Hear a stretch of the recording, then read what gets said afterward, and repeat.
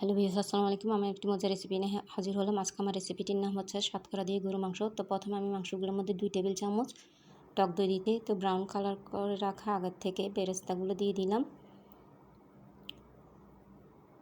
তো এখানে আমি একে একে সব উপকরণ একসাথে মিশাবো। তো এখানে আমি 2 টেবিল চামচ আদা রসুন বাটা দিচ্ছি।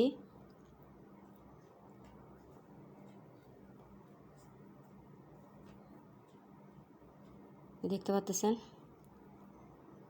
আমি এটা জায়ফল, জয়ত্রী, স্টার মশলা দিলাম। এটা হচ্ছে শাহি জিরা, চিকন জিরা, মিষ্টি জিরা দিলাম। তো আমি এখানে 1 চা চামচ হলুদের গুঁড়া দিচ্ছি। 2.5 টেবিল চামচ আমি মরিচের গুঁড়া দিব এবং 2.5 টেবিল চামচ আমি ধনিয়ার গুঁড়া দিব।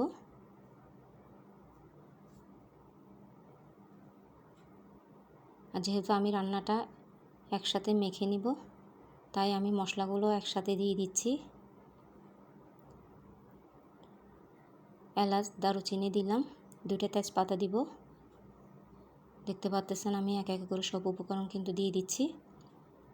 স্বাদ মতন লবণ দিচ্ছি।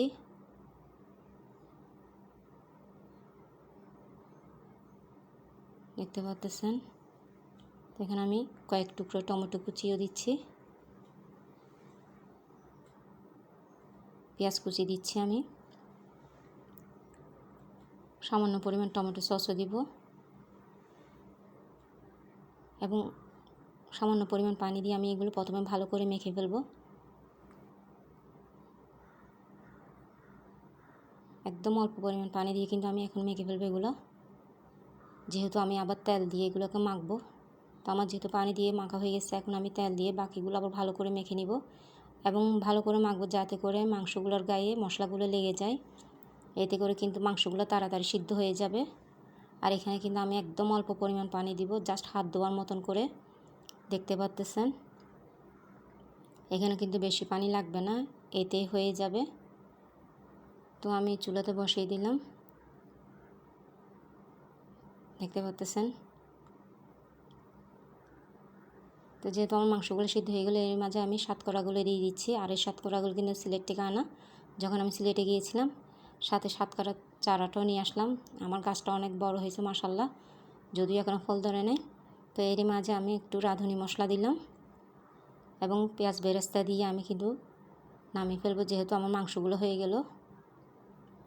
আপনারা অবশ্যই এইভাবে একবার হলে তৈরি করে দেখবেন। আমার চ্যানেলটিকে লাইক, শেয়ার এবং সাবস্ক্রাইব করে দিবেন। এইভাবে একবার হলে তৈরি করে দেখবেন। মাশাআল্লাহ কতটা লোভনীয় দেখাচ্ছে। আশা করি আপনাদের সবার ভালো লাগবে। দেখতে পাচ্ছেন কতটা কালারফুল দেখাচ্ছে।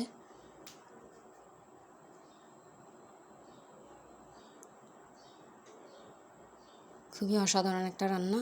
তো দেখার জন্য সবাইকে ধন্যবাদ।